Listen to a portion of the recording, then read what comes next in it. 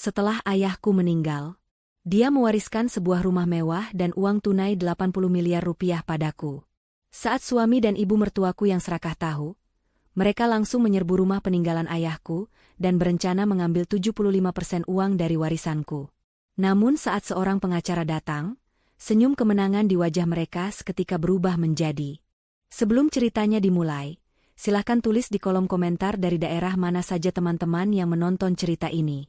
Jangan lupa like dan subscribe agar channel ini bisa semakin berkembang dan bisa mempersembahkan cerita yang lebih menarik lagi. Langit Jakarta masih terasa berat, sama seperti hati Liana. 3 hari telah berlalu sejak pemakaman ayahnya, namun aroma tanah basah dan bunga Kamboja seolah masih melekat di setiap helai pakaiannya. Ia duduk termangu di sofa usang di ruang tamu rumah kontrakan mereka yang sempit. Secangkir teh hangat di atas meja sudah mendingin, tak tersentuh. Kepergian ayahnya bukan hanya merenggut sosok orang tua, tetapi juga mencabut satu-satunya jangkar dalam hidupnya yang penuh badai. Ayahnya adalah pelindung, mercusuar yang cahayanya selalu berhasil menembus kabut paling pekat sekalipun. Kini, mercusuar itu telah padam, dan Liana merasa terombang-ambing di lautan gelap tanpa arah. Suara jam dinding tua menjadi satu-satunya musik pengiring kesendiriannya, setiap detiknya terasa seperti palu yang menghantam gendang telinganya, mengingatkannya pada waktu yang terus berjalan tanpa peduli pada lukanya. Di tengah keheningan yang memilukan itu, sebuah ketukan keras di pintu depan memecah segalanya. Bukan ketukan ragu dari tetangga yang hendak mengucapkan belasungkawa, melainkan ketukan yang tidak sabar dan penuh tuntutan. Liana tersentak. Ia tahu persis siapa pemilik ketukan itu. Dengan langkah gontai, ia membuka pintu. Di hadapannya, berdiri Jamal, suaminya, dan Ibu Yani, ibu mertuanya. Mereka tidak datang dengan wajah berduka. Sebaliknya, mata mereka berbinar dengan sejenis semangat yang mengerikan, sebuah euforia yang sama sekali tidak pantas. Di samping kaki mereka, 2 koper besar berdiri tegak, seolah siap untuk memulai sebuah perjalanan panjang, bukan untuk melayat. Ibu Yani mengenakan gamis paling mencolok miliknya, sementara Jamal merapikan kemeja mahalnya yang tidak kusut sedikitpun. Mereka tampak seperti hendak pergi berlibur, bukan mengunjungi menantu dan istri yang baru saja kehilangan ayahnya. Liana, kenapa lama sekali membuka pintunya? Hardik Ibu Yani, menerobos masuk tanpa dipersilakan. Matanya langsung memindai seisi ruangan dengan tatapan merendahkan. Sudah, jangan terus-terusan menangis. Ayahmu sudah tenang di sana. Sekarang saatnya kita memikirkan masa depan. Jamal mengikuti di belakangnya, melempar kunci mobil ke atas meja dengan bunyi yang keras, seolah menandai kekuasaannya. Ia menatap Liana dari atas ke bawah, melihat daster kusam yang dikenakannya dengan ekspresi jijik. Cepat berkemas. Kita pindah hari ini juga, perintahnya singkat. Liana hanya bisa menatap mereka dengan bingung. Pindah? Kemana? Pikirannya masih terlalu kalut untuk mencerna semua ini. Ibu Yani seakan bisa membaca kebingungannya. Ia duduk di sofa, menepuk-nepuk ruang kosong di sebelahnya seolah Liana adalah anjing peliharaan. Pengacara ayahmu sudah menelepon kami tadi pagi, ucapnya dengan nada penuh kemenangan. Dia bilang ayahmu mewariskan sebuah rumah mewah di Pondok Indah, dan uang tunai 80 miliar rupiah. Semua atas namamu. Jantung Liana serasa berhenti berdetak. Ayahnya memang seorang pengusaha sukses, tapi ia tidak pernah menyangka jumlahnya akan sebesar itu. Ayahnya selalu hidup sederhana dan mengajarkannya untuk tidak silau pada harta. Warisan ini terasa seperti sebuah beban, bukan anugerah. Sebelum Liana sempat mengatakan apapun, Ibu Yani sudah melanjutkan. Tentu saja, sebagai keluarga, kita akan tinggal bersama di rumah itu. Tidak baik kau tinggal sendirian di rumah sebesar itu. Lagi pula, kau butuh Jamal untuk mengelola uangnya. Perempuan sepertimu mana mengerti soal investasi. Kalimat itu menampar Liana lebih keras daripada tangan. Jadi ini sebabnya mereka datang. Bukan karena duka, bukan karena simpati, melainkan karena aroma uang yang baru saja tercium. Liana menatap Jamal, mencari sedikit saja sisa dari pria yang dulu ia cintai, pria yang pernah berjanji akan menjaganya. Tapi yang ia temukan hanyalah tatapan dingin dan serakah. Cepat ganti bajumu dan kemasi barang-barangmu yang penting saja. Tidak usah bawa perabotan butut ini, hanya akan mengotori rumah baru kita, kata Jamal tanpa emosi. Tak ada ruang untuk berdebat. Tenaga Liana sudah habis terkuras oleh duka. Ia hanya mengangguk lemah, berjalan gontai menuju kamar tidurnya yang sempit. Di dalam kamar, sambil memasukkan beberapa helai pakaian dan album foto ayahnya ke dalam tas kecil, air matanya kembali tumpah. Ia merasa seperti pion yang sedang digerakkan di atas papan catur orang lain. Perjalanan menuju rumah baru terasa seperti perjalanan menuju penjara. Liana duduk di kursi belakang, sementara Ibu Yani dan Jamal duduk di depan, berceloteh riang seolah mereka baru saja memenangkan lotre. Liana memalingkan wajahnya ke jendela, membiarkan pemandangan gedung-gedung Jakarta yang sibuk menjadi saksi bisu kesedihannya. Di telinganya, suara Ibu Yani berdengung tanpa henti, meracuni udara di dalam mobil dengan rencana-rencana besarnya. Nanti kamar utama untuk Ibu, ya, Jamal. Ibu butuh ruangan yang luas.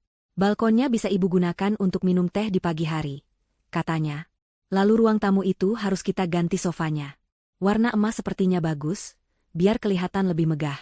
Kita juga harus segera mengadakan pesta syukuran, undang semua teman arisan Ibu. Biar mereka tahu kalau menantu Ibu sekarang adalah seorang miliarder. Jamal hanya tertawa menanggapi celotehan ibunya. Ia sibuk dengan ponselnya, menelepon teman-temannya satu persatu. Bro, tebak aku di mana? Sebentar lagi aku akan jadi penghuni Pondok Indah. Proyek bisnis yang kemarin aku ceritakan padamu itu, anggap saja sudah beres. Modal bukan masalah lagi, sombongnya pada seseorang di seberang telepon. Liana hanya bisa memejamkan mata, mencoba meredam rasa sakit di dadanya. Ia teringat percakapannya dengan ayah seminggu sebelum beliau meninggal. Ayahnya terbaring lemah di ranjang rumah sakit, namun tatapannya masih setajam biasa. Liana, ayah tahu pernikahanmu tidak bahagia, kata ayahnya lirih. Kau terlalu baik, nak, dan kebaikanmu seringkali dimanfaatkan. Ingat, kau lebih kuat dari yang kau kira. Jangan pernah biarkan siapapun menginjak-injak harga dirimu. Saat itu, Liana hanya bisa menangis dan menggenggam tangan ayahnya. Ia tidak menyangka bahwa kata-kata itu akan menjadi wasiat terakhirnya. Kini, setiap kata dari ayahnya terasa begitu nyata. Harga dirinya sedang diinjak-injak oleh suami dan ibu mertuanya sendiri. Mobil akhirnya berbelok, memasuki sebuah kawasan perumahan yang sunyi dan mewah. Pohon-pohon rindang berjejer rapi di sepanjang jalan yang mulus. Tak lama kemudian, mobil berhenti di depan sebuah gerbang hitam raksasa yang menjulang tinggi. Di baliknya, berdiri sebuah rumah megah bergaya klasik modern, persis seperti rumah impian yang pernah ayahnya sketsakan di atas kertas serbet bertahun-tahun lalu. Rumah itu seharusnya menjadi simbol cinta ayahnya, sebuah tempat berlindung yang aman. Namun bagi Liana, saat itu, rumah itu tampak seperti sebuah istana es yang dingin dan mengancam. Penjaga keamanan membuka gerbang secara otomatis, dan mobil mereka meluncur mulus di atas jalan masuk yang terbuat dari bebatuan alam. Saat mobil berhenti tepat di depan lobi utama, Jamal dan Ibu Yani turun dengan tergesa-gesa, mata mereka berbinar takjub. Liana turun dengan langkah berat, hatinya terasa sekosong dan seluas halaman rumah itu. Saat itulah, sebelum mereka melangkah masuk, Jamal tiba-tiba berbalik dan mencengkeram lengan Liana dengan kasar. Cengkeramannya begitu kuat hingga Liana meringis kesakitan. Jamal mendekatkan wajahnya, matanya menatap Liana dengan dingin dan penuh ancaman. Dengar baik-baik. Aku tahu semua harta ini atas namamu. Tapi jangan pernah berpikir kau bisa mengendalikannya sendirian. 75% dari uang itu adalah hakku. Ingat itu. Jangan coba-coba berkhianat. Setujui bagianku, atau surat cerai yang akan kau tanda tangani, dan kau tidak akan mendapatkan sepeser pun. Ancaman Jamal menggantung di udara yang dingin, lebih tajam dari angin sore yang mulai berembus. Cengkeramannya di lengan Liana baru terlepas, saat seorang pelayan rumah tangga berpakaian rapi membukakan pintu utama yang tingginya, mencapai 2 kali tinggi badan Liana. Pintu itu terbuka tanpa suara, menampakkan sebuah lobi yang begitu luas, hingga suara langkah kaki mereka menggema di lantai marmer yang berkilauan. Sebuah lampu kristal raksasa tergantung di langit-langit yang tinggi, membiaskan cahaya ke seluruh penjuru ruangan. Di hadapan mereka, sebuah tangga melingkar yang megah membawa pandangan mata ke lantai 2. Semua tampak sempurna, mahal, dan tanpa celah. Namun bagi Liana, kemegahan itu terasa menusuk. Setiap kilau di rumah itu seolah mengejek gaun duka dan hati yang sedang berkabung. Rumah ini adalah peninggalan ayahnya, namun ia merasa seperti seorang penyusup. Euforia Jamal dan Ibu Yani meledak seketika. Mereka seperti anak-anak yang dilepaskan di sebuah taman bermain raksasa. Ya Tuhan, Jamal, lihat ini. Pekik Ibu Yani sambil berlari kecil menyentuh sebuah guci porselen antik yang diletakkan di sudut ruangan. Ini pasti mahal sekali. Kita harus meletakkannya di tempat yang lebih terlihat. Ia berputar-putar di tengah lobi, tangannya terentang seolah ingin memeluk seluruh kekayaan itu. Jamal tidak kalah noraknya. Ia langsung menjatuhkan dirinya di atas sebuah sofa bludru berwarna zamrud, bahkan tanpa melepas sepatunya. Ia menepuk-nepuk sofa itu dengan keras. Empuk sekali. Jauh lebih baik dari sofa butut di kontrakan, serunya sambil tertawa. Kemudian, ia mengeluarkan ponselnya dan mulai mengambil foto selfie dari berbagai sudut. Dengan cepat mengunggahnya ke media sosial dengan keterangan, rumah baru, hidup baru. Liana hanya berdiri diam di dekat pintu, tas kecilnya masih tergenggam erat di tangan. Ia merasa mual melihat tingkah mereka.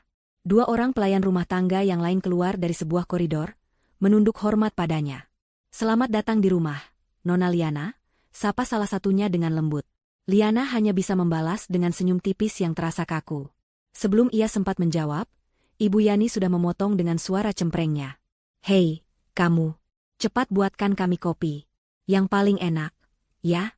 Dan kamu satu lagi, angkat koper-koper kami ini ke atas. Bawa ke kamar utama. Yang paling besar dan ada balkonnya," perintahnya sambil menunjuk kedua pelayan itu seenaknya. Para pelayan itu tampak bingung sejenak, melirik ke arah Liana seolah meminta konfirmasi. Liana hanya bisa mengangguk pasrah. Di hari pertamanya di rumah peninggalan ayahnya, ia sudah tidak memiliki kuasa apa-apa. Ia mengikuti para pelayan yang membawa koper ke lantai 2. Ibu Yani dan Jamal mengekor di belakangnya, masih terus mengomentari setiap detail rumah dengan decak kagum yang berlebihan. Sesuai perintah Ibu Yani, mereka menuju kamar utama. Ruangan itu begitu luas, dengan ranjang berukuran super besar, sebuah area duduk dengan sofa kecil, dan pintu kaca geser yang langsung menuju ke sebuah balkon pribadi dengan pemandangan taman belakang yang asri. "Nah, ini baru kamar yang pantas untukku," seru Ibu Yani sambil langsung merebahkan diri di atas ranjang, membuat spraynya yang tertata rapi menjadi kusut. Jamal berjalan ke arah balkon, membuka pintunya lebar-lebar. "Lihat, Bu, ada kolam renangnya. Besok kita harus coba," teriaknya. Mereka sepenuhnya mengabaikan Liana yang berdiri di ambang pintu, merasa semakin terasing. "Liana, kamarmu di ujung koridor saja. Yang kecil di dekat tangga pelayan itu," kata Ibu Yani tanpa menoleh. Liana tidak membantah. Ia berjalan menyusuri koridor yang panjang, dindingnya dihiasi lukisan-lukisan mahal yang dipilih langsung oleh ayahnya. Setiap lukisan membangkitkan sebuah kenangan. Ia ingat saat ayahnya mengajaknya ke sebuah galeri seni, dengan antusias menjelaskan makna di balik goresan cat seorang pelari. "Hidup itu seperti pelari, Nak. Kau harus terus bergerak maju, tak peduli seberapa lelahnya dirimu," kata ayahnya saat itu. Kini, Liana merasa ingin berhenti berlari. Ia ingin menyerah. Kamar yang ditunjuk Ibu Yani memang yang paling kecil, namun masih jauh lebih besar dari seluruh ruang di rumah kontrakannya. Dari jendelanya, ia bisa melihat taman bunga mawar kesayangan ayahnya. Pemandangan itu sedikit menghibur hatinya. Saat ia sedang membereskan sedikit barang bawaannya, pintu kamarnya diketuk kasar. Jamal masuk tanpa menunggu jawaban. "Urusan kita belum selesai," katanya ketus. "Besok pengacara ayahmu akan datang untuk membacakan surat wasiat secara resmi. Aku mau kau mengatakan padanya bahwa kau setuju untuk membagi uang warisan itu. 75% untukku, sisanya untukmu. Mengerti?" Liana hanya menatapnya tanpa menjawab. "Kenapa diam? Kau tuli?" bentak Jamal. Liana menarik napas dalam-dalam, mencoba mencari sisa tenaganya. "Untuk apa uang sebanyak itu, Jamal?" tanyanya lirih. Jamal tertawa sinis. "Pertanyaan bodoh. Tentu saja untuk bisnis. Untuk melunasi utang-utangku. Untuk hidup enak. Dan itu bukan urusanmu. Tugasmu hanya menyetujuinya." Ia tidak sadar telah membocorkan soal utangnya, dan Liana mencatat informasi itu dalam benaknya. Malam itu terasa sangat panjang. Mereka makan malam di sebuah meja makan raksasa yang bisa menampung 20 orang. Hanya ada mereka bertiga, duduk berjauhan, menciptakan suasana yang canggung dan dingin. Ibu Yani dan Jamal makan dengan lahap, memuji masakan yang disiapkan oleh koki pribadi rumah itu. Liana hampir tidak menyentuh makanannya. Pikirannya melayang. Ia merasa dikhianati, tidak hanya oleh suaminya, tetapi juga oleh takdir. Setelah makan, bukannya membantu, Jamal dan Ibu Yani langsung pindah ke ruang keluarga untuk menonton televisi di layar super besar, meninggalkan Liana sendirian di meja makan. Para pelayan hendak membereskan meja, tetapi Liana menahan mereka. "Biar saya saja," katanya pelan. Ia butuh melakukan sesuatu agar pikirannya tidak meledak. Sambil membawa piring-piring kotor ke dapur, ia melewati ruang keluarga dan tanpa sengaja mendengar percakapan mereka. Televisi sedang menayangkan sebuah sinetron, namun suara mereka lebih keras dari suara televisi. "Bagaimana, Jamal? Apa Liana sudah setuju?" tanya Ibu Yani. Dia belum bilang iya, tapi pasti setuju. Dia tidak punya pilihan lain. jawab Jamal dengan percaya diri. Bagus, sahut Ibu Yani. Suaranya berubah menjadi bisikan licik yang membuat darah Liana membeku. Dengar, setelah 60 miliar itu cair dan semua utangmu lunas, kita tendang saja dia dari rumah ini.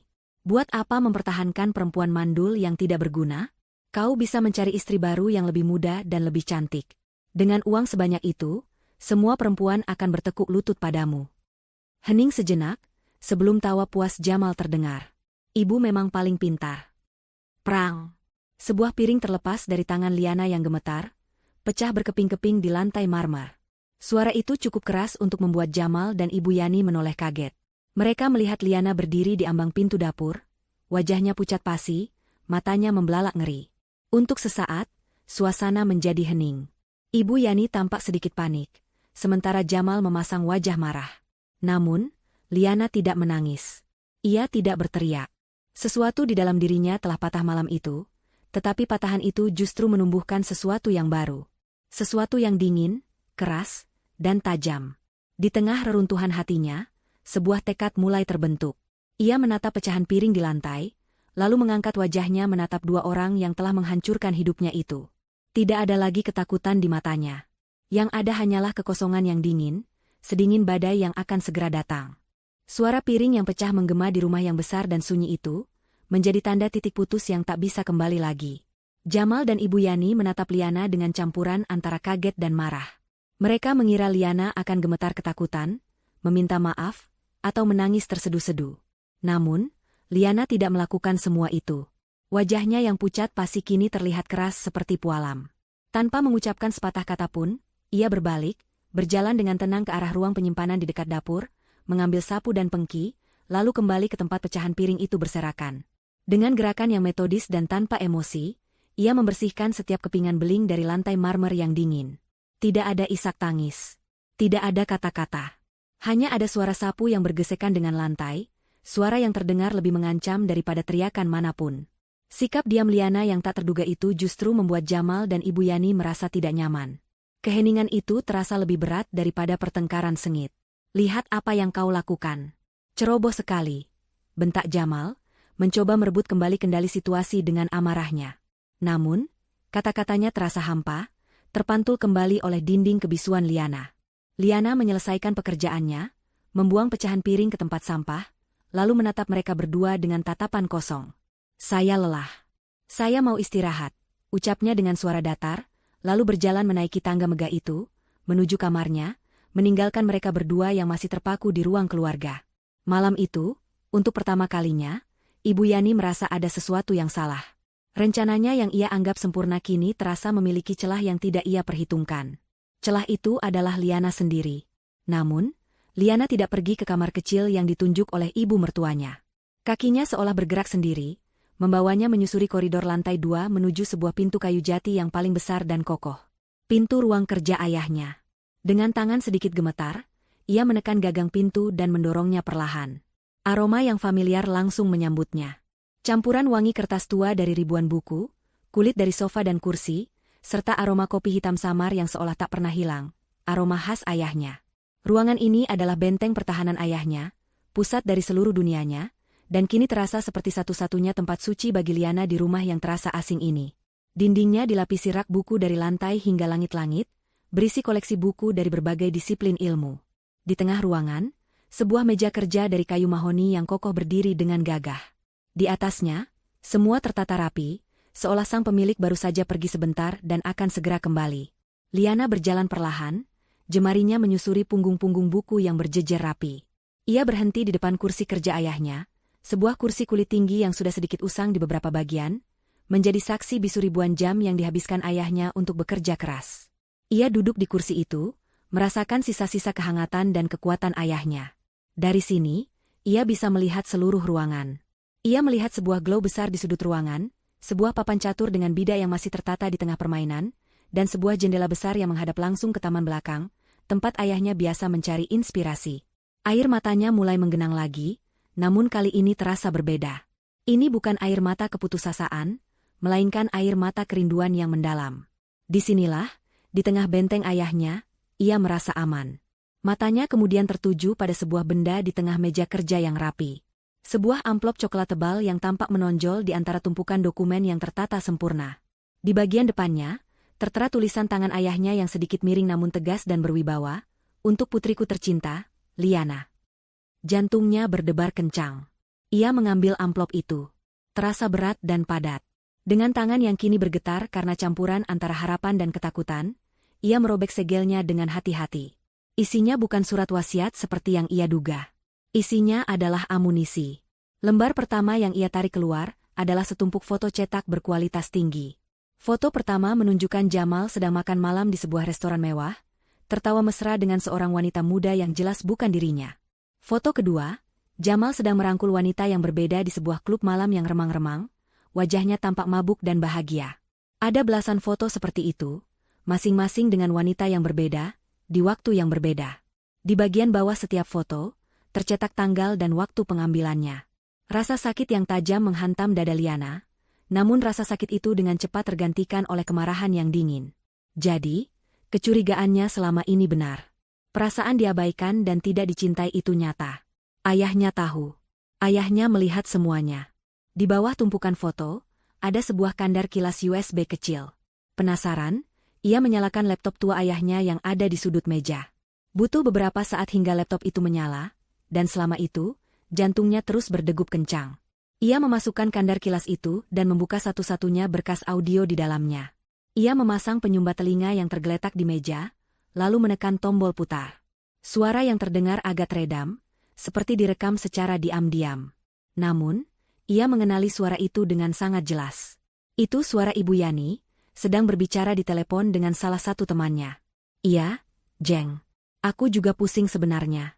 Si Liana itu kan mandul, tidak bisa kasih aku cucu. Kerjanya hanya di rumah saja, tidak menghasilkan. Untung saja ayahnya kaya raya. Sabar-sabar saja dulu. Kalau nanti warisannya sudah turun, gampanglah urusannya." Jamal juga sudah tidak tahan sebenarnya. Liana meremas tangannya erat-erat hingga buku-buku jarinya memutih. Hinaan itu, kata-kata berbisa itu, kini memiliki bukti fisik. Terakhir, ia mengeluarkan setumpuk kertas dari amplop. Itu adalah salinan laporan tagihan kartu kredit Jamal selama setahun terakhir, penuh dengan transaksi di hotel-hotel, butik-butik mahal, dan restoran mewah yang tidak pernah ia kunjungi bersamanya. Di baliknya, ada yang lebih buruk, riwayat transaksi dari beberapa situs judi online. Angkanya fantastis. Ratusan juta rupiah telah dihamburkan Jamal di meja judi virtual. Kini Liana mengerti mengapa suaminya begitu putus asa menginginkan 75% dari warisannya. Uang itu bukan untuk investasi atau masa depan. Uang itu untuk menutupi lubang raksasa yang ia gali sendiri. Di titik ini, Liana tidak merasakan apa-apa lagi selain kehampaan. Cinta, harapan, dan kesetiaan yang pernah ia berikan pada suaminya terasa seperti lelucon yang pahit. Pernikahannya adalah sebuah kebohongan besar. Saat ia pikir isi amplop itu sudah habis, tangannya merasakan secari kertas kecil yang terlipat di bagian paling dasar. Ia membukanya. Tulisan tangan ayahnya kembali menyambutnya, kali ini dalam sebuah pesan singkat yang terasa begitu kuat. "Putriku, besok adalah hari pembebasanmu. Percayalah pada pengacara ayah. Ayah sudah menyiapkan segalanya." Membaca kalimat itu, pertahanan terakhir Liana runtuh. Ia menelungkupkan wajahnya di atas meja kerja ayahnya dan menangis sejadi-jadinya. Namun, tangisannya kali ini berbeda. Ia tidak menangisi pengkhianatan Jamal atau kekejaman Ibu Yani. Ia menangisi cinta ayahnya yang begitu besar. Ayahnya, bahkan dari alam baka, masih berusaha melindunginya. Ia tidak meninggalkannya sendirian. Ia telah memberinya peta, kompas, dan senjata untuk pertempuran esok hari. Setelah air matanya kering, Liana mengangkat kepalanya. Ia menatap pantulan wajahnya di layar laptop yang gelap. Wanita yang balas menatapnya bukan lagi Liana yang lemah dan penurut. Matanya memancarkan cahaya yang berbeda.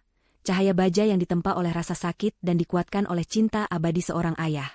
Ia mengumpulkan semua bukti itu, memasukkannya kembali ke dalam amplop dengan rapi, dan meletakkannya di dalam laci meja. Besok, panggung sandiwara akan dimulai. Dan ia, untuk pertama kalinya, siap memainkan perannya. Fajar menyingsing dengan warna pucat di langit Jakarta, namun suasana di dalam rumah mewah itu jauh dari tenang. Ada ketegangan yang pekat menggantung di udara, begitu tebal hingga seolah bisa dipotong dengan pisau. Sarapan pagi yang disajikan di atas meja makan yang panjang terasa seperti jamuan terakhir sebelum eksekusi. Ibu Yani, yang biasanya cerewet, hari ini lebih banyak diam, hanya sesekali melontarkan komentar tidak penting tentang cuaca. Ia terus mencuri pandang ke arah Liana, mencoba membaca ekspresi menantunya yang kini terasa begitu asing. Jamal juga tampak gelisah. Ia beberapa kali memeriksa ponselnya, mengetuk-ngetukkan jarinya di atas meja, dan meneguk kopinya dengan cepat. Semalam, sikap diam Liana yang dingin telah berhasil menanamkan benih keraguan di hati mereka. Di tengah kegelisahan mereka, Liana justru menjadi pusat ketenangan. Pagi itu, ia tidak lagi mengenakan pakaian berkabung yang kusam. Ia memilih untuk memakai sebuah gaun terusan sederhana berwarna biru langit, gaun milik almarhumah ibunya yang selalu menjadi favorit ayahnya. Rambutnya yang panjang ia tata dengan rapi, dan wajahnya, meskipun tanpa riasan, tampak segar dan bersemangat. Ia turun untuk sarapan tepat waktu, menyapa para pelayan dengan senyum ramah, dan duduk di kursinya dengan sikap yang anggun. Ia makan dengan perlahan, menikmati setiap suapan, seolah tidak ada beban apapun di dunia. Ketenangan Liana yang luar biasa ini menjadi sebuah teror psikologis bagi Jamal dan Ibu Yani. Mereka mengira akan menghadapi wanita yang hancur dan mudah dikendalikan. Tetapi yang mereka hadapi pagi ini adalah seorang ratu yang tenang di singgasananya, menunggu saat yang tepat untuk menjatuhkan titah. Pukul 9:30, mereka semua berkumpul di ruang tamu utama. Ibu Yani dan Jamal memilih duduk berdampingan di sofa bludru yang paling besar, seolah ingin menunjukkan bahwa mereka adalah satu kesatuan yang berkuasa. Liana memilih duduk sendirian di sebuah kursi tunggal yang menghadap langsung ke arah mereka, postur tubuhnya tegak dan penuh percaya diri. Ia mengambil sebuah buku dari rak terdekat dan mulai membacanya, atau lebih tepatnya, berpura-pura membacanya. Setiap menit yang berlalu terasa seperti 1 jam. Detak jam antik di dinding terdengar begitu keras, menghitung mundur menuju momen penentuan. Tepat pukul 10 pagi, bel pintu berbunyi. Suaranya yang merdu terdengar seperti lonceng dimulainya sebuah pertarungan. Seorang pelayan segera membukakan pintu. Sesosok pria paruh baya yang berwibawa melangkah masuk. Ia mengenakan setelan jas abu-abu yang dijahit dengan sempurna, membawa sebuah tas kerja kulit berwarna coklat tua yang tampak berat. Wajahnya tenang, tatapan matanya tajam dan cerdas, seolah mampu menembus semua kepura-puraan. Inilah sang pengacara, benteng pertahanan terakhir yang disiapkan oleh ayah Liana. Ibu Yani langsung berdiri, memasang senyumnya yang paling manis dan palsu. "Ah, Pak Pengacara. Selamat datang, selamat datang. Kami sudah tidak sabar menunggu Anda," sapanya dengan suara yang dibuat seramah mungkin. Ia mengulurkan tangannya, yang disambut oleh sang pengacara dengan jabat tangan singkat dan profesional. Jamal ikut berdiri, mencoba memancarkan aura sebagai tuan rumah.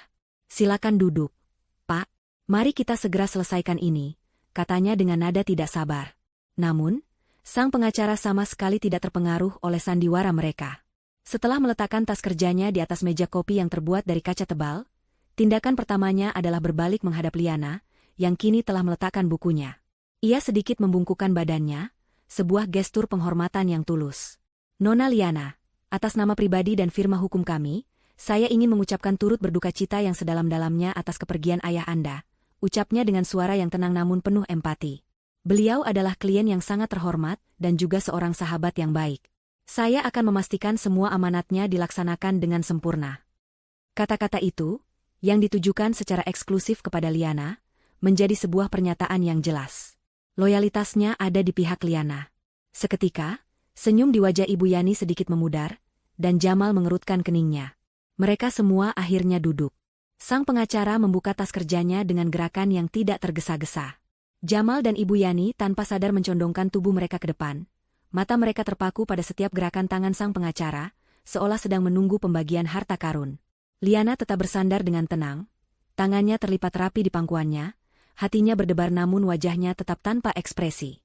"Baiklah," sang pengacara memulai, suaranya memenuhi ruangan yang hening. "Sebelum kita membahas isi surat wasiat utama dari almarhum, ada beberapa dokumen pendahuluan yang perlu kita tinjau untuk memastikan semuanya berjalan sesuai prosedur hukum." Ibu Yani tidak bisa lagi menahan diri. "Prosedur apa lagi, Pak?" potongnya. "Bukankah sudah jelas? Harta ini milik Liana, dan sebagai suaminya, putra saya Jamal berhak atas bagiannya. Langsung saja kita proses pembagian 75% untuknya, supaya cepat selesai." Sang pengacara mengangkat kepalanya dan menatap Ibu Yani dengan senyum tipis yang penuh arti, senyum yang sama sekali tidak mencapai matanya. "Kesabaran adalah kunci dalam urusan seperti ini, Ibu," jawabnya dengan halus namun tegas. Ia kemudian mengeluarkan sebuah map tipis berwarna biru dari dalam tasnya, bukan map tebal yang mereka tunggu-tunggu. Ia meletakkannya di atas meja, lalu mengalihkan pandangannya yang tajam ke arah Jamal. Wajah Jamal yang tadinya penuh percaya diri kini, mulai menunjukkan sedikit kegugupan di bawah tatapan sang pengacara. Udara di ruangan terasa semakin berat. Sang pengacara berdeham pelan, mempersiapkan kalimat yang akan meruntuhkan pilar pertama dari kastil keserakahan yang telah mereka bangun. Sebelum kita berbicara lebih jauh tentang warisan, ujarnya dengan suara yang jelas dan lugas, ada satu dokumen perjanjian pranikah yang harus kita bahas terlebih dahulu. Sebuah perjanjian yang ditandatangani oleh Bapak Jamal 3 tahun yang lalu, sesaat sebelum beliau menikahi Nona Liana. Pernyataan sang pengacara jatuh di tengah ruangan seperti sebuah batu besar yang dilempar ke kolam yang tenang, menciptakan riak kejut yang langsung menghantam Jamal dan Ibu Yani. Untuk beberapa detik, yang ada hanyalah keheningan yang memekakan telinga. Liana, yang sama sekali tidak mengetahui keberadaan perjanjian ini, merasakan secercah kejutan, namun ia dengan cepat berhasil menguasai dirinya. Ini pasti bagian dari rencana besar ayahnya. Ia menaruh kepercayaan penuh pada pria berwibawa di hadapannya, dan pada kebijaksanaan almarhum ayahnya. Di seberang ruangan, kebingungan di wajah Ibu Yani perlahan berubah menjadi cemoohan. Ia tertawa, suara tawanya terdengar sumbang dan dipaksakan di tengah ketegangan. Perjanjian pranikah? Bapak ini ada-ada saja, serunya dengan nada mengejek. Jangan mencoba menipu kami dengan dokumen palsu. Kami ini keluarga, bukan orang bodoh. Jamal ikut menimpali, mencoba terlihat lebih tenang dari yang sebenarnya ia rasakan. Jantungnya mulai berdebar sedikit lebih kencang. Ia samar-samar mengingat sesuatu.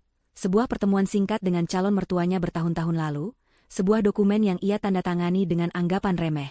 Saya tidak pernah menandatangani perjanjian apapun yang merugikan saya, katanya dengan suara yang ia usahakan terdengar tegas, meskipun ada sedikit getaran di dalamnya. Kalaupun ada, pasti itu hanya formalitas biasa yang tidak memiliki kekuatan hukum. Sang pengacara tidak membalas argumen mereka dengan kata-kata. Ia hanya menatap mereka dengan ekspresi sabar, seolah sedang menunggu anak-anak kecil selesai mengamuk. Dengan gerakan yang tenang dan disengaja, ia membuka map biru di atas meja dan mengeluarkan selembar dokumen dengan beberapa materai dan tanda tangan di atasnya. Ia tidak mengatakan apa-apa, hanya mendorong lembaran kertas itu melintasi meja kaca hingga berhenti tepat di hadapan Jamal. Jamal menatap kertas itu. Di bagian bawah, di atas namanya yang diketik rapi, tergores tanda tangannya sendiri. Sebuah tanda tangan yang sangat ia kenali. Seketika, ingatannya terlempar kembali ke sebuah sore 3 tahun yang lalu. Ia ingat duduk di kantor ayah Liana yang megah, merasa sedikit terintimidasi namun juga sangat bangga, karena berhasil menaklukkan hati putri seorang konglomerat. Ayah Liana menyodorkan dokumen itu padanya sambil tersenyum ramah. Ini hanya prosedur standar, Jamal, kata pria tua itu saat itu. Untuk melindungi aset perusahaan dari kemungkinan masalah di masa depan. Anggap saja ini formalitas untuk menunjukkan niat baikmu. Tidak akan berpengaruh apa-apa pada kehidupan kalian nanti. Jamal, yang saat itu dibutakan oleh kesombongan dan prospek kekayaan, sama sekali tidak melihat jebakan di balik senyum ramah itu. Ia menganggap pria tua di hadapannya hanya seorang pebisnis kolot yang paranoid. Merasa di atas angin, ia menandatangani dokumen itu tanpa membacanya dengan teliti, bahkan menolak tawaran untuk berkonsultasi dengan pengacaranya sendiri, menganggapnya tidak perlu. Betapa bodohnya dia. Kembali di masa kini, wajah Jamal memucat. Keringat dingin mulai membasahi pelipisnya. Ini tidak adil. Saya dijebak. Serunya, suaranya kini terdengar panik. Ibu Yani, melihat reaksi putranya, langsung melompat dari kursinya. Benar? Ini penipuan. Dokumen ini dibuat di bawah tekanan. Putra saya tidak tahu apa yang dia tanda tangani. Ini tidak sah. Teriaknya histeris, menunjuk-nunjuk wajah sang pengacara. Mereka berdua melancarkan serangan verbal, mencoba menggunakan segala argumen yang bisa mereka pikirkan. Mereka menuduh ayah Liana licik, menuduh sang pengacara berkonspirasi. Mereka mencoba menciptakan keributan, berharap bisa membatalkan kenyataan pahit yang terpampang di hadapan mereka. Liana hanya menonton drama itu dalam diam. Hatinya terasa sakit, bukan karena pengkhianatan Jamal, tetapi karena ia baru menyadari betapa dalam kekhawatiran yang disimpan ayahnya selama ini. Ayahnya pasti sudah melihat sifat asli Jamal sejak awal, dan menyiapkan perisai ini untuk melindunginya. Sementara itu, sang pengacara tetap tenang di tengah badai tuduhan. Ia membiarkan mereka mengeluarkan semua amarah, hingga napas mereka tersengal. Setelah yakin mereka selesai, ia kembali memasukkan tangannya ke dalam tas kerjanya. Tentu saja, Almarhum sudah mengantisipasi keberatan seperti ini, ucapnya dengan nada datar. Ia mengeluarkan beberapa lembar dokumen lagi. Ini, katanya sambil meletakkan dokumen pertama di atas meja, adalah bukti pengiriman terdaftar dari salinan perjanjian ini yang dikirimkan ke alamat Anda seminggu setelah penandatanganan, lengkap dengan tanda tangan penerimaan dari Anda, Bapak Jamal. Anda punya waktu untuk meninjaunya. Ia kemudian meletakkan dokumen kedua. Dan ini adalah surat pernyataan bermaterai dari 2 orang saksi yang hadir saat itu, menyatakan bahwa Anda menandatangani perjanjian tersebut dalam keadaan sadar, sehat jasmani dan rohani, dan tanpa paksaan dari pihak manapun. Jamal dan Ibu Yani terdiam. Setiap dokumen yang dikeluarkan oleh sang pengacara adalah sebuah paku yang menyegel peti mati harapan mereka. Namun, pukulan terakhir adalah yang paling mematikan. Sang pengacara mengeluarkan satu dokumen lagi, yang ini memiliki stempel resmi berwarna ungu di sudutnya. Dan yang terpenting, lanjutnya, suaranya terdengar begitu final, ini adalah salinan akta perjanjian yang telah didaftarkan dan disahkan di Kepanitraan Pengadilan Negeri Jakarta Selatan. Ini menjadikan perjanjian pranikah ini sebagai dokumen hukum yang absolut, mengikat, dan tidak dapat diganggu-gugat oleh pihak manapun. Keheningan yang menyusul setelah itu terasa berbeda. Bukan lagi keheningan yang tegang, melainkan keheningan yang hampa, keheningan dari kekalahan total. Ibu Yani jatuh kembali ke sofa, tubuhnya lemas seolah semua tulangnya telah dilucuti. Wajah Jamal yang tadinya merah, karena marah kini pucat pasi seperti kertas.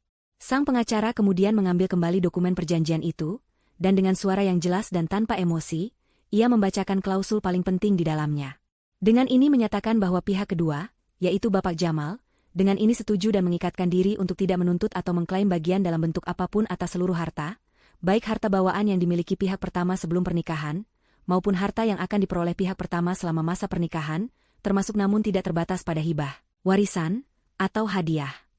Setiap kata terdengar seperti bunyi lonceng kematian bagi impian mereka. Angka 60 miliar yang sudah menari-nari di kepala mereka kini lenyap, seperti debu ditiup angin. Mereka telah kalah telak bahkan sebelum pertempuran utama dimulai. Semua rencana, semua kesombongan, semua keserakahan mereka, hancur berkeping-keping oleh selembar kertas yang ditandatangani Jamal 3 tahun lalu. Untuk beberapa menit, Jamal hanya bisa menunduk, menatap kosong ke arah meja kaca, napasnya memburu. Semua jalan keluar terasa tertutup. Namun, di dalam kepalanya yang dipenuhi kepanikan, satu-satunya kartu yang ia miliki masih tersisa. Kartu yang selalu ia gunakan untuk mengancam Liana. Dengan sisa-sisa tenaga terakhirnya, ia melompat berdiri, urat-urat lehernya menonjol karena marah. Wajahnya yang pucat kini memerah padam. Omong kosong, teriaknya, suaranya pecah dan bergema di seluruh ruangan. Ia menunjuk Liana dengan jari yang gemetar. Aku suaminya. Secara hukum, aku masih suaminya. Aku akan menceraikannya dan menuntut harta Gonogini. Ancaman itu, yang biasanya selalu membuat Liana tunduk ketakutan, kini terasa seperti raungan terakhir seekor binatang yang terluka. Di tengah ledakan amarah itu, sang pengacara mengangkat kepalanya perlahan. Ia menatap Jamal bukan dengan keterkejutan, melainkan dengan ekspresi yang sulit diartikan, sebuah senyum tipis yang penuh perhitungan tersungging di bibirnya. Ah, soal perceraian, ucapnya dengan suara yang tenang dan berbahaya. Justru itu yang membawa kita pada isi wasiat yang sesungguhnya. Ia lalu mengalihkan perhatiannya pada tas kerjanya dan mengeluarkan sebuah map tebal berwarna merah marun, map yang sejak tadi mereka tunggu-tunggu. Atmosfer di ruangan itu berubah seketika. Ancaman perceraian yang dilontarkan Jamal, yang seharusnya menjadi senjata pamungkasnya, kini terasa seperti umpan yang baru saja ditelan mentah-mentah. Kata-kata sang pengacara menggantung di udara, penuh dengan makna tersembunyi yang membuat bulu kuduk Ibu Yani meremang. Jamal, yang masih berdiri dengan napas terengah-engah, menatap sang pengacara dengan tatapan bingung. Ia merasa telah salah langkah, seolah baru saja berjalan lurus ke dalam sebuah perangkap yang disiapkan dengan sangat teliti. Liana, di sisi lain, merasakan jantungnya berdebar penuh antisipasi. Inilah momen yang dimaksud oleh ayahnya dalam surat itu. Momen pembebasannya. Sang pengacara meletakkan map tebal berwarna merah marun itu di atas meja dengan penuh hormat. Ia membukanya perlahan, memperlihatkan tumpukan kertas tebal yang diketik rapi dan dijilid dengan pita resmi. Ini adalah surat wasiat terakhir dari almarhum ayah Nona Liana, yang dibuat dan ditandatangani 1 bulan sebelum beliau wafat, dalam keadaan sehat akal dan pikiran, serta disaksikan oleh 2 orang saksi yang sah, jelasnya dengan nada formal. Ia berdeham sejenak, lalu mulai membacakan isinya dengan suara yang jelas dan mantap, memastikan setiap kata terdengar dan tidak ada ruang untuk salah tafsir. Ia memulai dengan kalimat pembuka yang berisi cinta dan kasih sayang seorang ayah kepada putri satu-satunya, menyebut Liana sebagai mutiara paling berharga dalam hidupnya. Kata-kata itu membuat mata Liana berkaca-kaca, merasakan pelukan hangat ayahnya dari seberang waktu. Sang pengacara kemudian melanjutkan ke poin-poin utama dari wasiat tersebut. Poin pertama, bacanya, seluruh aset tidak bergerak berupa tanah dan bangunan di alamat ini, beserta seluruh perabotan, karya seni, dan kendaraan yang ada di dalamnya, telah dihibahkan sepenuhnya kepada putri saya, Liana, melalui akta hibah terpisah. Dengan demikian, aset ini tidak termasuk dalam harta warisan yang dapat dibagi atau dituntut oleh pihak lain manapun. Ini adalah penegasan ulang dari kepemilikan rumah, sebuah pukulan pertama yang menegaskan bahwa Jamal dan Ibu Yani hanyalah tamu di sana. Mereka tidak punya hak apapun atas properti itu. Poin kedua, lanjut sang pengacara, suaranya tetap stabil. Seluruh aset bergerak milik saya, termasuk simpanan tunai, deposito, saham, dan obligasi, setelah diakumulasi dan dipotong pajak serta kewajiban lainnya, yang berjumlah total 80 miliar rupiah, telah saya tempatkan di dalam sebuah rekening dana perwalian atau trust fund yang dikelola oleh lembaga keuangan profesional yang telah ditunjuk. Jamal dan Ibu Yani mendengarkan dengan saksama. Meskipun perjanjian pranikah telah menghalangi mereka masih berharap ada celah, ada sesuatu yang bisa mereka dapatkan. Kemudian, tibalah pada bagian yang paling krusial. Sang pengacara berhenti sejenak, menatap tajam ke arah Jamal dan Ibu Yani, seolah ingin memastikan mereka memberikan perhatian penuh, sebelum melanjutkan.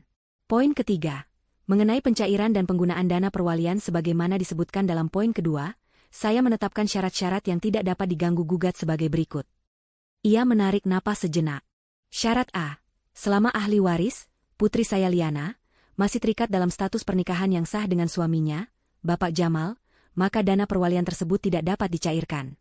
Ahli waris hanya berhak menerima tunjangan bulanan sebesar 20 juta rupiah untuk menunjang kebutuhan hidupnya.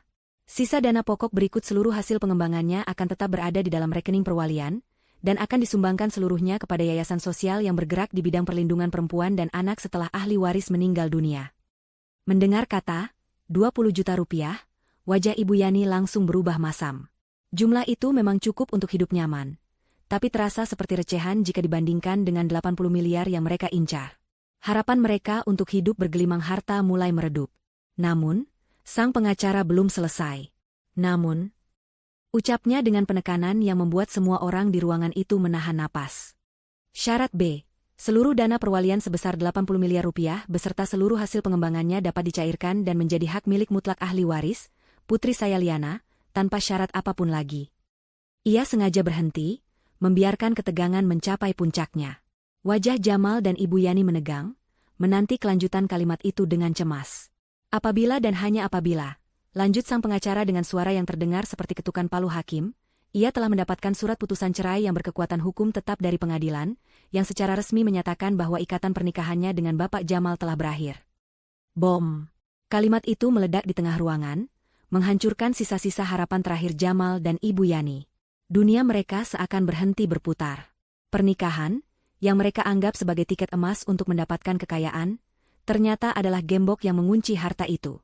Dan perceraian, ancaman yang selalu Jamal gunakan untuk menyakiti dan mengendalikan Liana, justru adalah satu-satunya kunci untuk membuka gembok tersebut. Ironi yang begitu telak dan menyakitkan. Jamal ambruk kembali ke sofa, matanya menatap kosong ke depan, otaknya mencoba memproses informasi yang baru saja meruntuhkan seluruh dunianya. Ibu Yani membuka mulutnya, tetapi tidak ada suara yang keluar.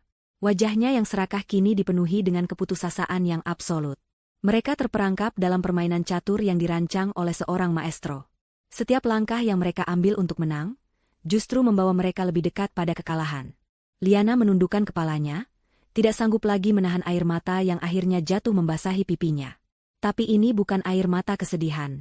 Ini adalah air mata kelegaan, syukur, dan kekaguman yang luar biasa pada ayahnya. Betapa jeniusnya beliau. Ayahnya tidak hanya memberinya kekayaan, ia memberinya sesuatu yang jauh lebih berharga. Sebuah pilihan, sebuah jalan keluar, sebuah pembebasan. Ayahnya telah mengubah ancaman terbesar dalam hidupnya menjadi anugerah terindah. Sang pengacara menunggu beberapa saat hingga makna dari wasiat itu meresap sepenuhnya. Ia kemudian dengan rapi menutup map merah marun itu, suaranya memecah keheningan yang mencekam. Ia menatap lurus ke arah Jamal, yang masih duduk mematung seperti arca yang hancur. Jadi, Bapak Jamal, kata sang pengacara dengan nada yang dingin dan profesional, ancaman perceraian yang tadi Anda teriakan bukan lagi sebuah ancaman bagi klien saya. Ia lalu memalingkan wajahnya ke arah Liana, dan untuk pertama kalinya, tatapan tajamnya melembut, digantikan oleh seulas senyum tulus yang penuh hormat. Melainkan sebuah hadiah utama. Lanjutnya, kunci untuk membuka seluruh warisannya. Kata-kata sang pengacara yang menusuk itu, hadiah utama, menggema di dalam keheningan yang total. Ruangan yang tadinya dipenuhi amarah dan keserakahan kini senyap, hanya menyisakan suara napas Jamal yang tersengal-sengal dan mungkin suara detak jantung Ibu Yani yang panik. Mereka telah kalah. Bukan sekadar kalah dalam perdebatan, tetapi kalah dalam keseluruhan permainan hidup yang telah mereka rancang. Wajah Jamal yang tadinya merah padam karena amarah kini berubah menjadi abu-abu, warna kekalahan yang menyedihkan. Ia menatap Liana, lalu ke pengacara, lalu kembali ke Liana, matanya yang biasa memancarkan arogansi kini dipenuhi kabut kebingungan dan keputusasaan. Ibu Yani terduduk lemas di sofa, bibirnya bergerak-gerak tanpa suara, seolah sedang merapal mantra yang tak lagi punya kuasa. Seluruh energi keserakahannya seolah tersedot habis, meninggalkannya sebagai sosok tua yang ringkih dan menyedihkan. Liana menarik napas dalam-dalam, sebuah napas pertama yang terasa benar-benar bebas setelah bertahun-tahun hidup dalam kungkungan. Ia mengusap sisa air mata di pipinya dengan punggung tangannya. Ia sudah selesai menangis untuk masa lalunya. Ia lalu menatap sang pengacara, dan untuk pertama kalinya sejak pria itu datang, ia berbicara dengan suara yang terdengar jelas dan mantap di seluruh ruangan. "Terima kasih, Pak," ucapnya singkat. Hanya 2 kata, namun bobotnya terasa begitu berat.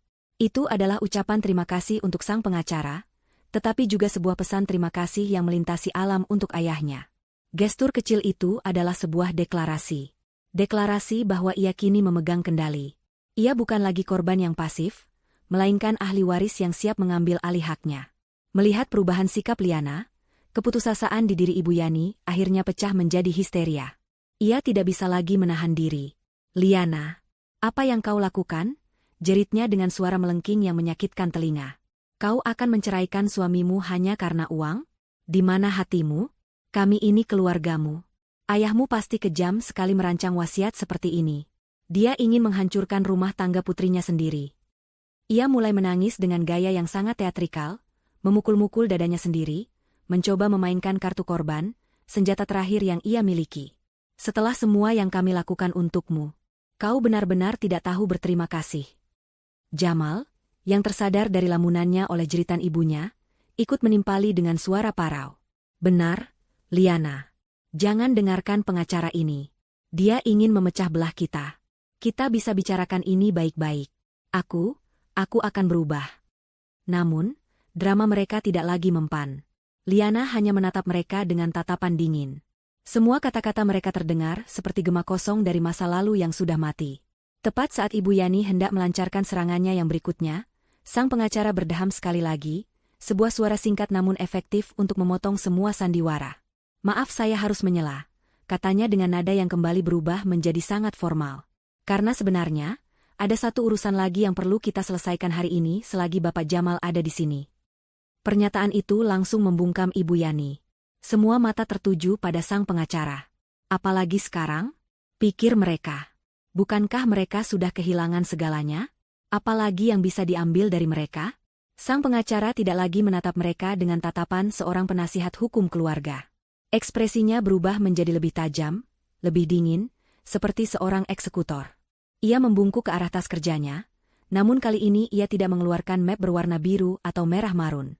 Ia mengeluarkan sebuah map tebal berwarna hitam dengan kop surat dari sebuah firma hukum besar lain di atasnya. Ia meletakkannya di atas meja dengan bunyi yang terdengar mengancam. "Bapak Jamal," katanya, nadanya kini benar-benar berbeda, tanpa basa-basi dan langsung ke inti permasalahan. "Selain bertindak sebagai kuasa hukum almarhum ayah Nona Liana, hari ini saya juga datang dalam kapasitas sebagai perwakilan hukum dari sebuah konsorsium investor yang menaungi koperasi simpan pinjam sejahtera bersama." Nama koperasi itu disebut, dan semua sisa warna di wajah Jamal luntur seketika. Ia tampak seperti baru saja melihat hantu. Liana mengerutkan kening, tidak mengerti, namun ia bisa merasakan bahwa sesuatu yang jauh lebih buruk akan segera terjadi. "Saya rasa Anda familiar dengan nama koperasi tersebut," lanjut sang pengacara, matanya mengunci tatapan Jamal yang kini dipenuhi teror. 3 bulan yang lalu, Anda mengajukan dan berhasil mencairkan pinjaman bisnis sebesar 15 miliar rupiah dari mereka. 15 miliar. Liana terkesiap. Ibu Yani membelalakan matanya tidak percaya. Ia tahu Jamal punya utang, tapi ia tidak pernah menyangka jumlahnya akan sebesar itu.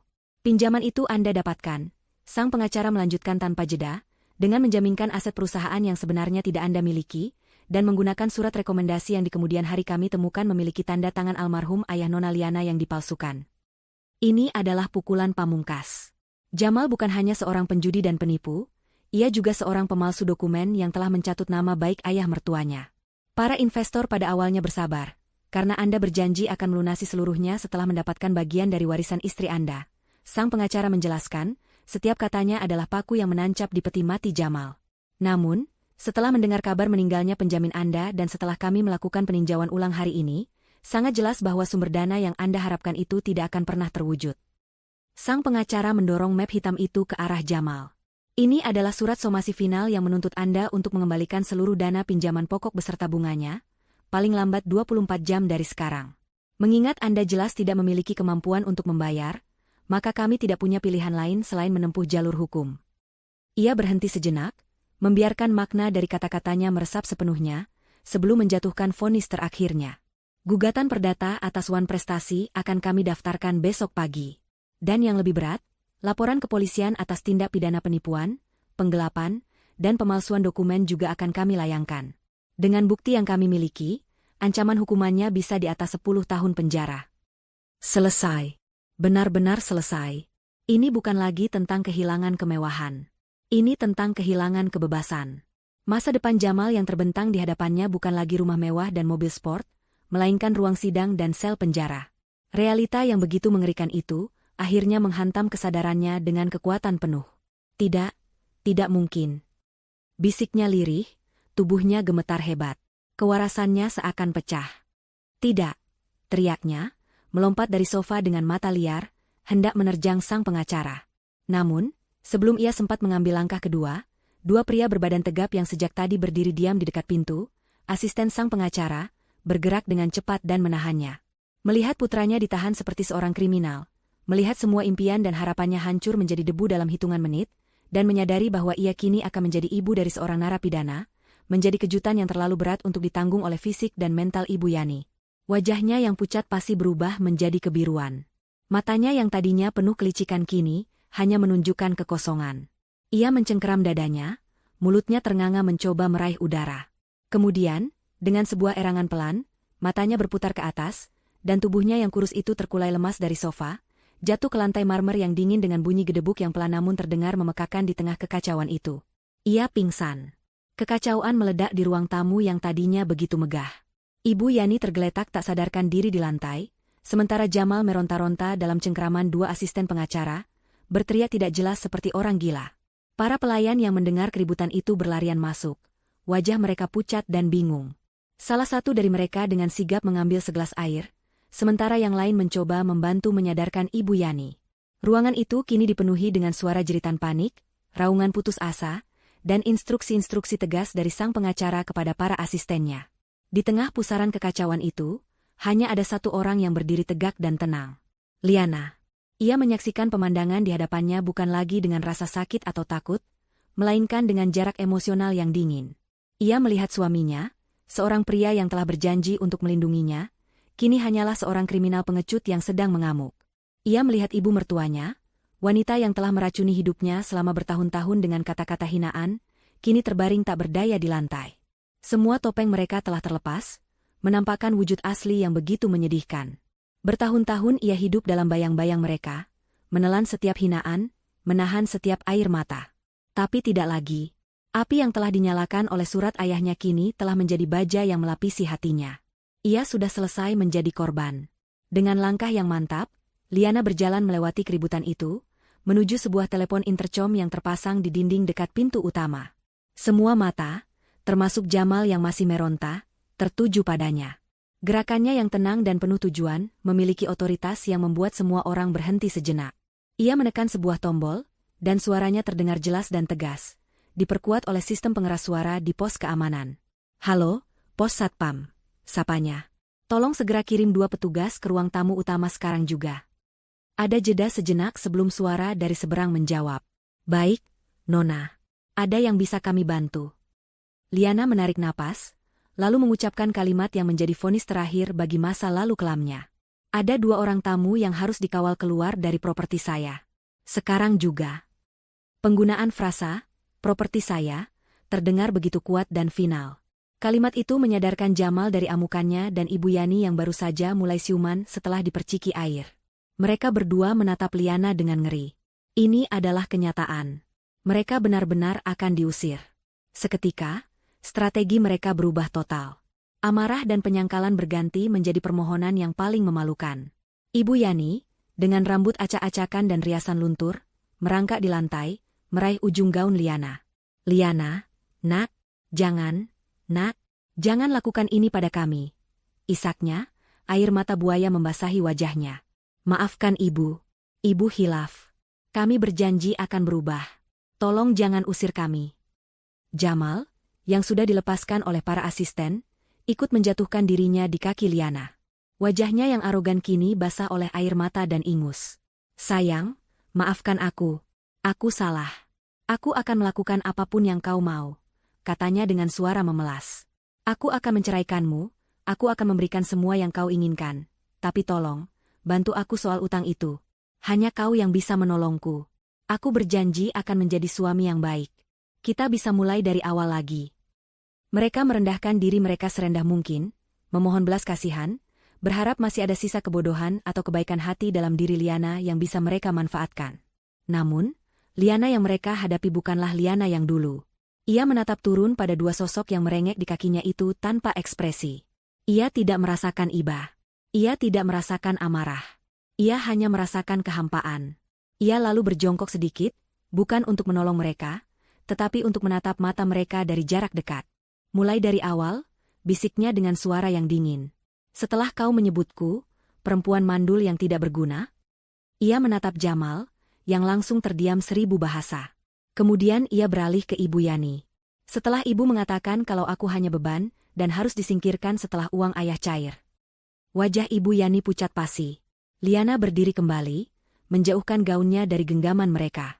Semua sudah terlambat. Waktu untuk meminta maaf sudah habis bertahun-tahun yang lalu. Tepat pada saat itu, 2 orang petugas keamanan berbadan tegap dengan seragam rapi tiba di ruang tamu. Mereka memberi hormat pada Liana. "Ada yang bisa kami bantu, Nona?" tanya kepala keamanan. Liana menunjuk ke arah Jamal dan Ibu Yani dengan dagunya. "Tolong antar 2 orang ini keluar dari rumah saya," perintahnya. "Beri mereka waktu 30 menit untuk mengemasi barang-barang pribadi mereka dari kamar tamu. Awasi mereka. Pastikan mereka tidak mengambil apapun selain milik mereka. Setelah itu, pastikan mereka keluar dari gerbang." Petugas keamanan itu mengangguk patuh. "Siap, laksanakan." Proses pengusiran itu adalah sebuah pemandangan yang tragis sekaligus memuaskan. Di bawah pengawasan ketat, Jamal dan Ibu Yani dengan tergesa-gesa memasukkan pakaian mereka ke dalam 2 koper yang sama, koper yang mereka bawa sehari sebelumnya dengan penuh kemenangan. Ibu Yani masih terus menangis. Sementara Jamal melontarkan sumpah serapah dan ancaman kosong yang tidak lagi didengarkan oleh siapapun. Setelah 30 menit, mereka digiring menuruni tangga utama. Mereka melewati lobi megah itu untuk terakhir kalinya, bukan sebagai calon penguasa, tetapi sebagai pecundang yang terhina. Perlawanan terakhir mereka terjadi di pintu depan, di mana Jamal mencoba berbalik, namun langsung dihalangi oleh badan tegap petugas keamanan. Liana berdiri di ambang pintu, tidak bergerak, menyaksikannya dari awal hingga akhir. Ia melihat mereka diseret di sepanjang jalan masuk yang indah, melewati taman bunga yang terawat rapi. Ia melihat mereka didorong keluar dari gerbang hitam raksasa itu, terhuyung-huyung dan jatuh di atas trotoar di luar. 2 koper mereka dilemparkan keluar menyusul mereka. Dari kejauhan, Liana bisa melihat wajah mereka yang berkerut karena amarah dan penghinaan. Mereka berteriak-teriak, mengacungkan jari mereka ke arahnya, mengucapkan kutukan yang tak terdengar. Liana tidak bergeming. Ia hanya memberi isyarat kepada petugas keamanan. Kemudian, dengan desis hidrolik yang pelan dan mantap, gerbang hitam raksasa itu mulai bergerak menutup, mengakhiri semua drama. Gerbang itu akhirnya bertemu di tengah dengan bunyi debam yang berat dan final. Klang! Suara kunci otomatis yang mengunci setelahnya terdengar seperti musik terindah di telinga Liana. Ia kini sendirian di rumahnya yang besar. Hening. Dan untuk pertama kalinya setelah sekian lama, keheningan itu terasa seperti kedamaian. 3 bulan berlalu. Musim berganti, dan begitu pula kehidupan di dalam rumah megah di Pondok Indah. Gema dari teriakan dan tangisan hari itu telah lama memudar, digantikan oleh keheningan yang damai dan sesekali suara tawa tulus Liana yang kini terdengar lebih sering. Pagi itu, Liana duduk di balkon kamar utama, kamar yang dulu dengan sombongnya diklaim oleh Ibu Yani. Kini, kamar itu telah menjadi tempat perlindungannya, diisi dengan perabotan yang nyaman dan sederhana, jauh dari kesan glamor yang norak. Dengan secangkir teh melati hangat di tangannya, ia memandang ke arah taman di bawah yang kini tampak lebih hidup dan terawat. Ia tidak lagi merasa seperti seorang tahanan di istananya sendiri. Ia adalah ratunya, dan rumah ini adalah kerajaannya yang damai. Perubahan tidak hanya terjadi di dalam diri Liana, tetapi juga pada rumah itu sendiri. Dalam beberapa bulan terakhir, ia sibuk mendekorasi ulang, menghapus setiap jejak Jamal dan Ibu Yani yang terasa seperti noda. Sofa bludru zamrud yang diduduki Jamal dengan sepatunya telah ia sumbangkan, digantikan dengan satu set sofa linen berwarna krem yang nyaman dan mengundang. Guci-guci porselen yang dipuja-puja Ibu Yani telah ia simpan, dan dinding-dinding yang kosong kini dihiasi dengan foto-foto kenangan bersama ayah dan ibunya. Ruang makan raksasa yang terasa dingin kini diubah fungsinya menjadi sebuah perpustakaan pribadi yang hangat, dengan rak-rak buku yang menjulang tinggi dan beberapa kursi baca yang nyaman di dekat jendela. Rumah itu kini bernapas, memiliki jiwa, memancarkan kehangatan yang mencerminkan pemiliknya yang baru. Setiap sudut rumah kini bercerita tentang cinta dan kenangan indah, bukan lagi tentang keserakahan dan penderitaan. Siang itu, sang pengacara datang untuk kunjungan rutinnya. Mereka tidak lagi bertemu di ruang tamu yang formal, melainkan di teras belakang yang menghadap ke kolam renang, menikmati es limun di bawah naungan payung besar. Sang pengacara tampak lebih santai, senyumnya lebih sering terulas setiap kali melihat Liana. Ia membawa beberapa dokumen final untuk ditandatangani. Proses perceraian Anda sudah final kemarin, Nona Liana, lapornya sambil menyerahkan salinan putusan pengadilan. Semuanya berjalan lancar dan cepat. Pihak lawan tidak mengajukan banding. Liana menerima dokumen itu. Membaca kata cerai di atas kertas resmi tidak terasa menyakitkan sama sekali. Rasanya seperti membaca sebuah sertifikat kelulusan, sebuah bukti bahwa ia telah melewati ujian terberat dalam hidupnya dan keluar sebagai pemenang. Lalu, bagaimana dengan dia? Tanya Liana, bahkan enggan menyebut nama Jamal. Sang pengacara menghela napas. Kasus pidananya sedang berjalan. Dengan bukti pemalsuan dokumen dan laporan dari para investor, posisinya sangat lemah. Ia ditahan sejak 2 bulan yang lalu. Ia mencoba mengajukan penangguhan penahanan dengan alasan ingin berdamai dengan Anda, namun pengadilan menolaknya. Kemungkinan besar ia akan menghadapi hukuman penjara yang cukup lama. Sang pengacara berhenti sejenak, lalu menambahkan. Ibunya beberapa kali mencoba menghubungi kantor kami, memohon agar Nona mau membantu meringankan hukuman putranya. Tentu saja, semua panggilannya kami abaikan sesuai instruksi. Liana hanya mengangguk pelan. Tidak ada rasa puas atau benci di hatinya. Yang ada hanyalah rasa lega karena bab itu dalam hidupnya telah benar-benar tertutup. Karma, ternyata, bekerja dalam sunyi namun sangat teliti. Kini, dengan semua urusan masa lalu yang telah selesai, Liana bisa sepenuhnya fokus pada masa depan. Ia tidak ingin uang 80 miliar itu hanya menjadi angka di rekening banknya. Ia ingin mengubahnya menjadi sesuatu yang bermakna, sebuah warisan sejati dari ayahnya. Ia menceritakan rencananya kepada sang pengacara. Saya ingin mendirikan sebuah yayasan atas nama ayah, katanya dengan mata berbinar penuh semangat. Yayasan Cipta Harapan. Fokusnya adalah untuk membantu para perempuan yang terjebak dalam pernikahan yang penuh kekerasan dan penindasan, seperti saya dulu. Ia menjelaskan visinya dengan detail. Yayasan itu tidak hanya akan memberikan bantuan hukum gratis untuk proses perceraian, tetapi juga menyediakan rumah aman, konseling psikologis, dan pelatihan keterampilan agar para perempuan itu bisa mandiri secara finansial. Ia ingin mengubah rasa sakitnya menjadi kekuatan bagi orang lain. Sang pengacara mendengarkan dengan tatapan kagum. Itu adalah rencana yang sangat mulia, Nona Liana. Ayah Anda pasti akan sangat bangga, katanya tulus. Tim kami akan membantu Anda mengurus semua legalitas yang diperlukan untuk pendirian yayasan tersebut. Percakapan mereka berlanjut, membahas langkah-langkah konkret, mulai dari mencari lokasi untuk rumah aman pertama hingga merekrut para profesional seperti psikolog dan pengacara. Untuk pertama kalinya dalam hidupnya, Liana merasa memiliki tujuan yang jelas. Ia bukan hanya pewaris kekayaan, ia adalah pewaris semangat ayahnya untuk membangun sesuatu yang berguna bagi banyak orang. Hari-hari yang ia lalui kini penuh dengan kegiatan positif. Ia tidak lagi hanya duduk meratapi nasib. Ia belajar tentang manajemen keuangan, bertemu dengan para aktivis perempuan, dan bahkan mulai mengikuti kursus desain interior untuk menata rumah amannya kelak. Ia menemukan kembali dirinya yang hilang, atau lebih tepatnya, ia membangun sebuah versi baru dari dirinya yang jauh lebih kuat. Suatu sore yang cerah, saat matahari mulai condong ke barat, Liana memutuskan untuk merawat taman mawar kesayangan ayahnya sendirian. Ia menolak bantuan tukang kebun, karena ia ingin merasakan tanah dengan tangannya sendiri, sebuah terapi yang selalu berhasil menenangkannya. Saat ia sedang menggemburkan tanah di sekitar semak mawar merah yang paling rimbun, sekop kecilnya membentur sesuatu yang keras. Tang! Bunyinya seperti logam. Penasaran, ia mulai menggali dengan lebih hati-hati di sekitar area itu. Tak lama kemudian, ia berhasil mengeluarkan sebuah benda dari dalam tanah. Benda itu adalah sebuah kotak besi kecil seukuran kotak sepatu, sudah sedikit berkarat namun tampak sangat kokoh dan kedap air. Jantungnya berdebar. Kotak apa ini? Apa yang ayahnya sembunyikan di sini? Rasa penasaran menjalari dirinya. Di bagian pegangan kotak itu, terikat seutas pita satin yang warnanya sudah memudar, dan di ujung pita itu tergantung sebuah kunci kecil yang sudah menghitam karena waktu. Dengan hati-hati, Liana membawa kotak besi itu masuk ke dalam rumah. Debu dan tanah masih menempel di permukaannya, seolah membawa serta aroma dari masa lalu. Ia tidak membawanya ke ruang tamu atau dapur, melainkan langsung menuju ke ruang kerja ayahnya, tempat di mana perjalanannya menuju kebebasan dimulai. Ia meletakkan kotak itu di atas meja mahoni yang kokoh, di samping sebuah foto ayahnya yang sedang tersenyum.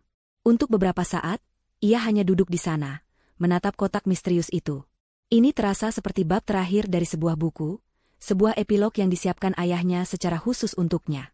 Apapun isinya, ia tahu itu adalah pesan terakhir, sebuah penutup dari semua yang telah terjadi. Dengan tangan yang sedikit gemetar, ia mengambil kunci kecil yang tergantung di pita, membersihkannya, lalu memasukkannya ke dalam lubang kunci yang berkarat. Kunci itu berputar dengan sedikit perlawanan, lalu terdengar bunyi klik yang memecah keheningan. Liana menarik napas dalam-dalam, lalu membuka tutup kotak itu perlahan. Aroma kapur barus dan kertas tua yang khas langsung menguar, memenuhi indranya. Isinya sama sekali bukan seperti yang ia bayangkan. Tidak ada emas batangan, tidak ada tumpukan uang, tidak ada sertifikat saham, dan tidak ada dokumen penting lainnya. Isi kotak itu jauh lebih berharga dari semua itu. Di bagian paling atas, tergeletak setangkai bunga mawar merah yang telah dikeringkan dengan sempurna. Warnanya masih cukup cerah meskipun usianya pasti sudah bertahun-tahun. Di bawahnya, ada sebuah album foto tua dengan sampul kulit yang sudah usang. Liana mengambil album itu dan membukanya. Halaman pertamanya adalah foto hitam putih kedua orang tuanya di hari pernikahan mereka, tampak begitu muda, bahagia, dan penuh harapan. Ia membalik halaman demi halaman, dan sebuah film tentang hidupnya yang terlupakan berputar di hadapannya. Ada fotonya saat bayi, digendong oleh ibunya yang cantik. Ada fotonya saat merayakan ulang tahun pertama, wajahnya penuh corengan kue. Ada fotonya di hari pertama sekolah, berdiri canggung dengan seragam yang kebesaran sambil menggenggam erat tangan ayahnya. Halaman demi halaman berisi momen-momen kecil yang berharga, saat ia dan ayahnya mencoba membuat kue dan berakhir dengan dapur yang berantakan oleh tepung, saat ayahnya mengajarinya naik sepeda dan dengan sabar menahan sepedanya agar tidak jatuh, saat mereka berlibur ke pantai dan membangun istana pasir bersama. Ia melihat kembali versi dirinya yang ceria, penuh tawa, dan tidak mengenal rasa takut. Versi dirinya sebelum pernikahannya merenggut semua itu. Album ini adalah pengingat. Pengingat bahwa hidupnya tidak dimulai dan tidak ditentukan oleh penderitaannya bersama Jamal. Hidupnya dibangun di atas fondasi cinta yang begitu kuat. Setelah menghabiskan waktu hampir 1 jam menelusuri kenangan di dalam album itu, matanya yang basah oleh air mata haru menemukan benda terakhir di dasar kotak. Sebuah surat, yang terdiri dari beberapa lembar kertas yang sedikit menguning, diikat dengan pita yang sama. Di lembar terdepan, tertulis, "Surat untuk bintang hatiku." Itu adalah panggilan sayang ayahnya untuknya sejak ia kecil. Dengan hati-hati, ia membuka ikatan pita itu dan mulai membaca tulisan tangan ayahnya yang rapi. "Putriku tercinta, Liana, bintang hatiku," begitu surat itu dimulai. "Jika kau membaca surat ini, itu artinya ayah sudah tidak ada lagi di sisimu, dan kau telah berhasil melewati badai tergelap dalam hidupmu. Kau telah menemukan kota ini, yang berarti kau sudah siap untuk benar-benar memulai hidupmu yang baru. Ayah menanamnya di sini, di bawah mawar kesayangan kita, sebagai sebuah kapsul waktu, sebuah pengingat akan cinta yang menjadi akarmu. Liana, nak, maafkan ayah. Maafkan ayah karena tidak bisa berbuat lebih banyak untuk melindungimu saat ayah masih hidup. Setiap hari ayah melihat mendung di matamu, melihat senyummu yang tak lagi mencapai hati. Ayah tahu pernikahanmu adalah sebuah kesalahan, tetapi ayah juga tahu karaktermu. Kau adalah orang yang setia dan terlalu baik. Jika ayah memaksamu untuk berpisah, kau mungkin akan menjauh dari ayah. Maka, yang bisa ayah lakukan hanyalah mempersiapkan perisai dan pedang untukmu. Wasiat itu, semua klausul yang rumit itu, bukanlah cara ayah untuk mengendalikanmu dari alam kubur. Itu adalah cara ayah untuk memberimu pilihan, untuk mengubah racun yang diberikan oleh suamimu menjadi penawar. Ayah tahu kau memiliki kekuatan di dalam dirimu, kau hanya butuh sebuah dorongan dan sebuah kunci. Dan kunci itu adalah kebebasanmu sendiri. Nak, uang 80 miliar itu hanyalah alat. Itu kertas, itu angka. Jangan pernah biarkan itu mendefinisikan siapa dirimu. Jangan biarkan itu menjadi beban atau sumber ketakutanmu.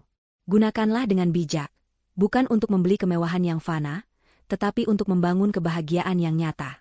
Kebahagiaan yang datang dari tujuan hidup. Itulah mengapa ayah tahu kau akan mendirikan sesuatu yang mulia dengan itu, karena hatimu terbuat dari emas yang lebih murni dari semua harta ayah. Warisan ayah yang sesungguhnya untukmu bukanlah semua itu, Liana. Warisan ayah yang sejati adalah semua kenangan yang ada di dalam album foto itu. Cinta, tawa, dan kekuatan yang telah kita bangun bersama. Ingatlah selalu siapa dirimu. Kau adalah putri yang cerdas, kuat, dan penuh kasih.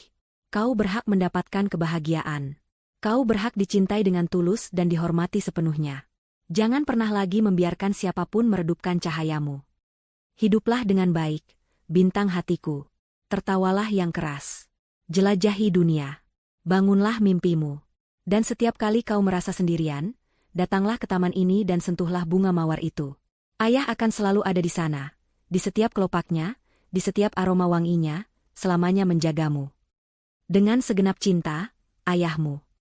Liana memeluk erat surat itu di dadanya, membiarkan air mata syukur mengalir tanpa henti. Semua beban terakhir di hatinya terangkat. Ia merasa utuh. Ia merasa dicintai tanpa syarat. Malam itu, ia tidak lagi merasa sendirian di rumah yang besar itu. Ia merasa ditemani oleh cinta abadi ayah dan ibunya. Ia berjalan ke arah jendela besar di ruang kerja itu dan membukanya, membiarkan angin malam yang sejuk masuk. Ia menatap langit yang dihiasi bintang-bintang. Ia tahu, di antara jutaan bintang itu, ada satu yang bersinar paling terang, hanya untuknya. Ia tersenyum, senyum tulus pertama yang benar-benar mencapai matanya dan hatinya. Masa lalunya telah usai. Babak barunya telah resmi dimulai. Dan ia siap menulis kisahnya sendiri.